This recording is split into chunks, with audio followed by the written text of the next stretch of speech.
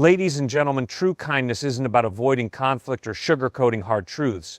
It's about being authentic and honest, even when it's uncomfortable. This distinction is crucial because society often equates kindness with niceness, as if the two are interchangeable. But in reality, they're not the same. Niceness is easy, it's surface level, requiring little emotional or moral investment. Authentic kindness, however, goes deeper. It demands courage, thoughtfulness, and a willingness to prioritize the well-being of others over the immediate comfort of an interaction. Think about the times you've been in a situation where you had to choose between honesty and avoiding conflict. Maybe it was a friend whose decisions were leading them down a destructive path, or a colleague making repeated mistakes that you hesitated to address. In moments like these, the nice response might feel easier. You might tell yourself it's not your place to speak up, that they'll figure it out on their own, or that pointing it out might hurt their feelings. But is this truly kindness? Kindness requires more than passive inaction. It requires us to care enough about someone to be honest with them, even when it feels uncomfortable. Letting a friend continue on a harmful path because you don't want to upset them isn't kind, it's selfish. It prioritizes your comfort over their growth or well-being. Kindness in its truest form is not about avoiding the hard things but embracing them with compassion and love. For instance, imagine a scenario where someone close to you is repeatedly making poor financial decisions. Perhaps they're overspending, accruing debt, and ignoring the consequences. You see it happening and you care about them. The nice response might be to stay silent or offer vague words of support like, "You'll figure it out," or "It's not my place to judge." But the kind response would be different. The kind response would involve sitting down with them, expressing your concern, and perhaps even suggesting ways to get back on track. It's not about being judgmental, it's about showing them that you care enough to intervene. This kind of honesty isn't easy. It can feel awkward, uncomfortable, or even confrontational. You might worry about how the other person will react or whether they'll misinterpret your intentions. But that's where the depth of kindness lies. It's in choosing to prioritize someone else's best interest, even when it comes at the cost of momentary discomfort for both of you. It's also important to recognize that kindness and honesty go hand in hand. Honesty without kindness can come across as harsh or cruel. For example, bluntly telling someone, "You're ruining your life," without offering support or understanding isn't kind, it's just brutal. True kindness tempers honesty with empathy. It's about saying, "I've noticed you're struggling and I care about you. Can we talk about how I can support you in making changes?" It's about balancing truth with compassion, creating a space where growth feels possible rather than punitive. This principle applies not just in personal relationships, but in broader societal contexts as well. Think about leaders, teachers, or mentors who have had a positive impact on your life. Chances are they weren't always nice in the conventional sense. They didn't just tell you what you wanted to hear, they told you what you needed to hear. They challenged you, pushed you to improve, and helped you grow. That's what authentic kindness looks like. It's a commitment to helping others reach their potential, even when the process is uncomfortable. The consequences of prioritizing niceness over kindness can be profound. Avoiding hard conversations can allow problems to fester, relationships to deteriorate, and opportunities for growth to slip away. On the other hand, practicing authentic kindness can strengthen relationships, build trust, and create a foundation for genuine connection. When people know you care enough to be honest with them, they're more likely to respect and value your perspective, even if it's difficult to hear in the moment. But let's not pretend this is easy. Practicing authentic kindness takes courage. It requires us to confront our fears, fear of rejection, fear of conflict, fear of being misunderstood. It also requires a level of self-awareness and emotional intelligence to navigate these situations with care and respect. You need to be able to read the other person's emotions, consider their perspective, and deliver your message in a way that feels constructive rather than critical. This isn't to say that every situation calls for radical honesty. Sometimes staying silent is the kinder option, especially when your input isn't needed or welcome. The key is to discern when your honesty is motivated by a genuine desire to help, and when it's simply a way to offload your own frustration or superiority. Kindness requires introspection. It asks you to examine your intentions and ensure they're aligned with care and empathy. In the end, kindness isn't about perfection. You won't always get it right.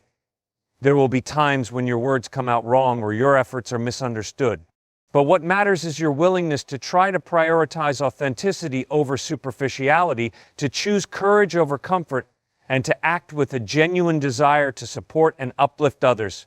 So stop being nice in the shallow, conventional sense. Stop avoiding the hard conversations and the uncomfortable truths.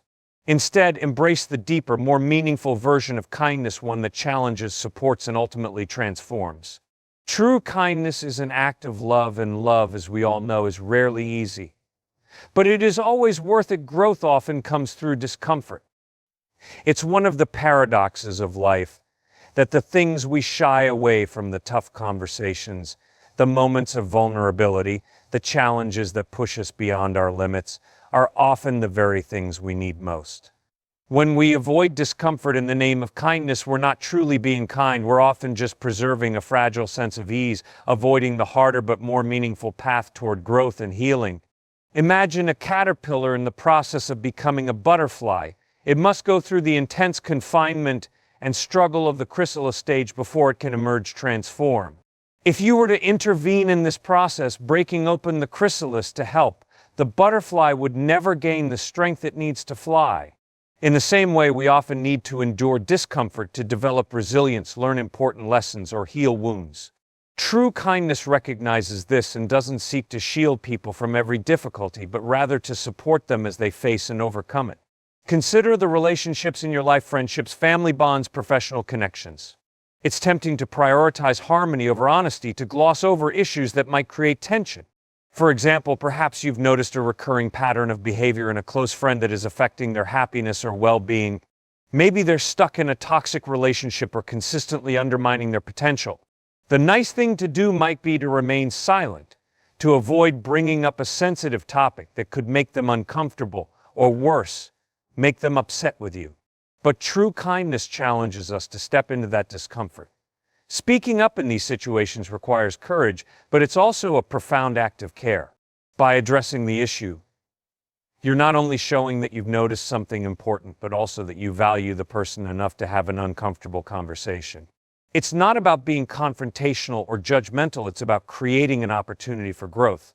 The process might be difficult, even painful at times, but it can ultimately lead to greater understanding, stronger relationships, and most importantly, positive change. On a larger scale, the same principle applies to societal and systemic issues. Growth as a community, a nation, or even a global society requires us to face uncomfortable truths. History is filled with examples of transformative movements: civil rights, women's suffrage, environmental activism that began with people willing to step into discomfort. These individuals didn't avoid the hard conversations or painful realities. They confronted them head-on, often at great personal cost. They understood that meaningful progress requires discomfort both for themselves and for those they were challenging to change. When we shy away from discomfort in these contexts, we risk perpetuating the very problems we claim to care about. Staying silent in the face of injustice, for instance, might feel easier in the moment, but it ultimately allows harm to continue unchecked. True kindness in these situations isn't about preserving your own sense of ease. It's about using your voice, your resources, and your actions to make a difference, even if it's uncomfortable. Of course, embracing discomfort doesn't mean recklessly charging into conflict or forcing difficult conversations without thought or care. There's an art to navigating discomfort in a way that is constructive rather than destructive. It starts with empathy, with putting yourself in the other person's shoes and considering how they might feel or perceive the situation. It involves active listening, choosing your words carefully, and being open to feedback. In other words, it's about creating a space where discomfort can lead to dialogue and understanding rather than defensiveness or division. One of the most important aspects of embracing discomfort for growth is recognizing that it applies not just to others, but also to ourselves. We often avoid uncomfortable truths about our own lives, our flaws, our limitations, our mistakes, because they're hard to face. But just as we encourage others to confront challenges and grow, we must be willing to do the same. Personal growth requires a willingness to sit with discomfort, to reflect on who we are and who we want to become, and to take steps toward positive change. Think about a time when you faced a difficult situation or conversation that ultimately led to growth. Perhaps it was a moment of failure that taught you resilience, a tough critique that pushed you to improve, or a candid conversation that strengthened a relationship. In hindsight, these moments likely stand out as pivotal not because they were easy, but because they were transformative. They remind us that the greatest rewards often lie on the other side of discomfort. It's also worth noting that not all discomfort is productive. There's a difference between discomfort that challenges us to grow and discomfort that simply causes harm.